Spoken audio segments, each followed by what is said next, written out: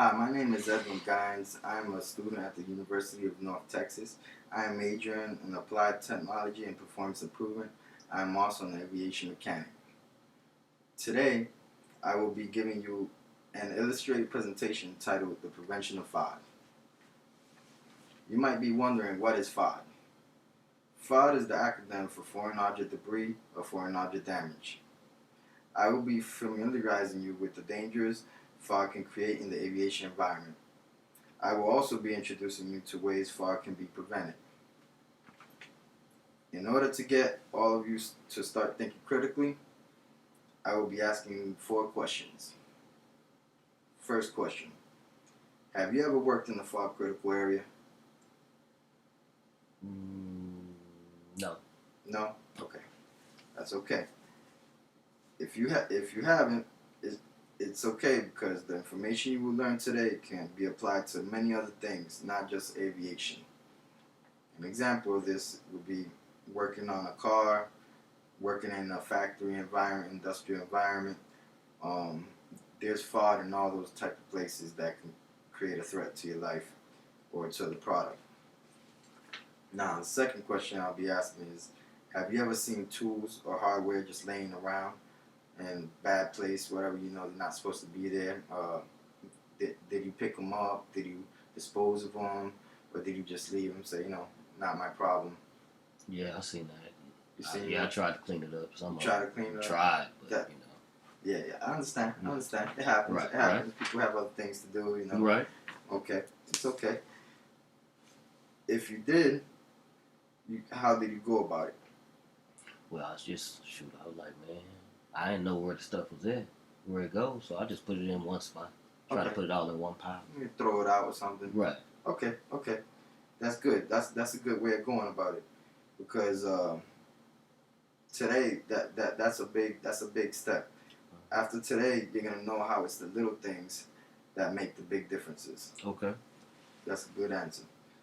Now, for the third question I'll be asking you, have you ever witnessed an accident caused by FOD? No. No? No.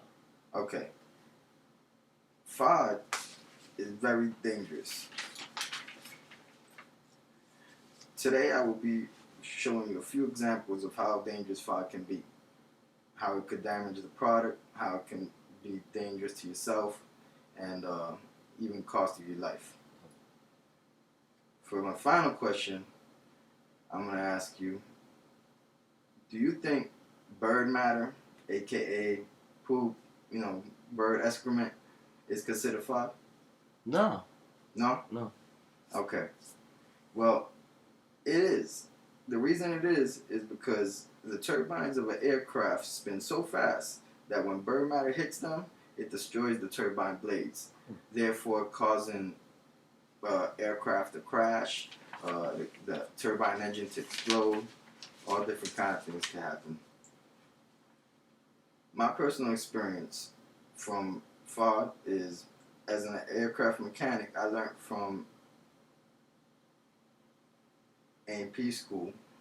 The major issue that they always spoke about was how FOD can damage equipment and the product, and how it could possibly cause injury or death to yourself or fellow employees. While I was attending the school, that's all they talked about was safety, FOD, safety, FOD. That was their main thing. What do you think can be considered FOD? Anything loose. Anything loose? Yeah. Yup, you're right. Pretty much anything. Tools, hardware, food, animals, trash, anything that's close to the turbine engine that could be sucked up into it, considered FOD. I mean, anything. The roadway, if there's rocks, nails, pop the tire, and all that stuff could cause damage to the aircraft and also to the person, because they say if you're next to the turbine engine and the engine turns on and it sucks up the little rock, barely the size of a quarter. That rock goes 1,000 miles an hour, hits you in the eye. You lost your eye. You could lose your life easily. A few examples will be high locks, wrongly parked luggages, shaving from countersink, if you don't clean up after yourself, you step on the shaving, it scratches the paint on the aircraft. Once that happens, that causes corrosion, contamination. Little by little, next thing you know, the aircraft is rotting through the inside, and you don't even know about it. No matter how you look at it, whether replacing aircraft parts or having to pay medical bills because of injury or fraud, it's expensive. So, let's see. Here are a few pictures of how harmful fraud can be to yourself or fellow employees. Fraud can cause temporary, permanent, or fatal injury. You see right there? Yeah. That person, it seemed like the turbine engine looks like a rod went through his scalp, and it was fatal. He's dead. This person right here has something in the eye that flew in his eye due to the fact of stuff being next to the engine when it's turned on. Everything goes flying. That's why you have to make sure everything's cleared and cleaned up. Right.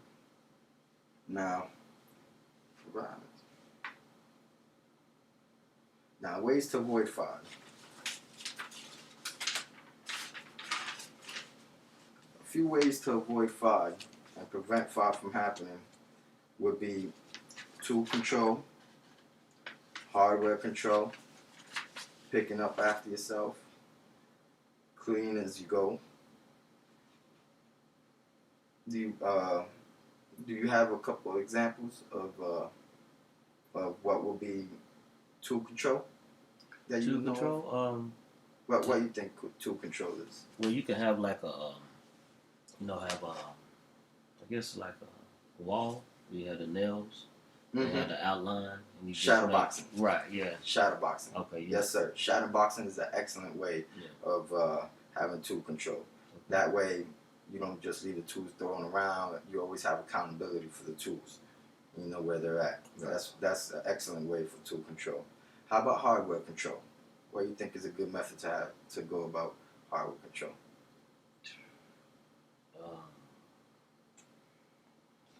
I don't know. You don't know? No.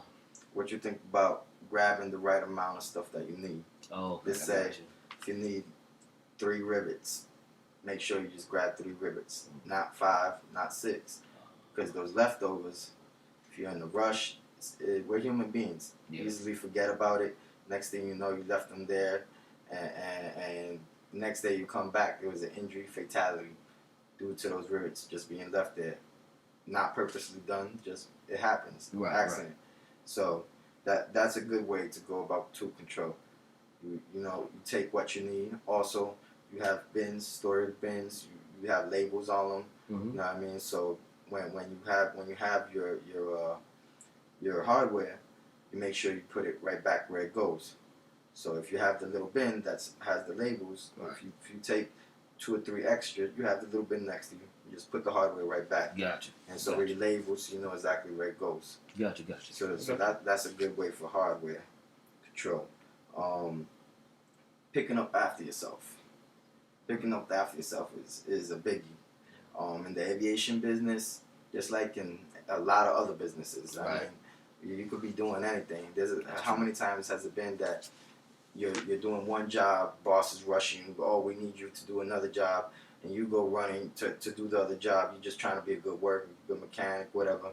And next thing you know, you left a bunch of tools there or just shavings and you did the job, you did a great job, but you didn't pick up after yourself. There's a hose on the floor, a person walking by trips on it, cracks his head open, So that's one way to go about picking up after yourself.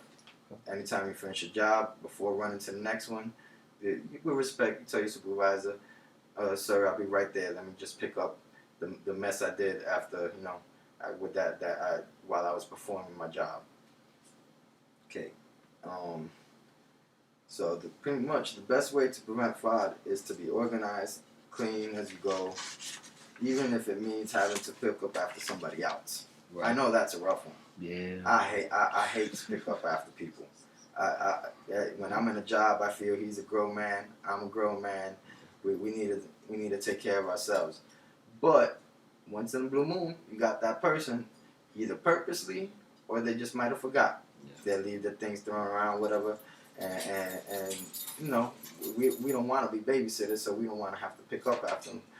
But it's the right thing to do. Right. It could avoid an injury, you know what I mean, a fatality in the future Yes, that you didn't think. It's the small things, So my conclusion is aviation's worst nightmare and worst enemy is fog. One little piece of fog could negatively change someone's life forever.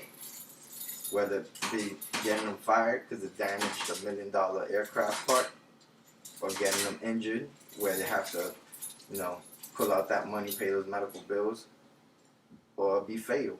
Yeah. Now that falls upon their family to have to cope with that situation. Are there any questions? No, sir. No questions? Okay. Well, that concludes my presentation. Thank you very much for attending. You have a great night. All right, thank you.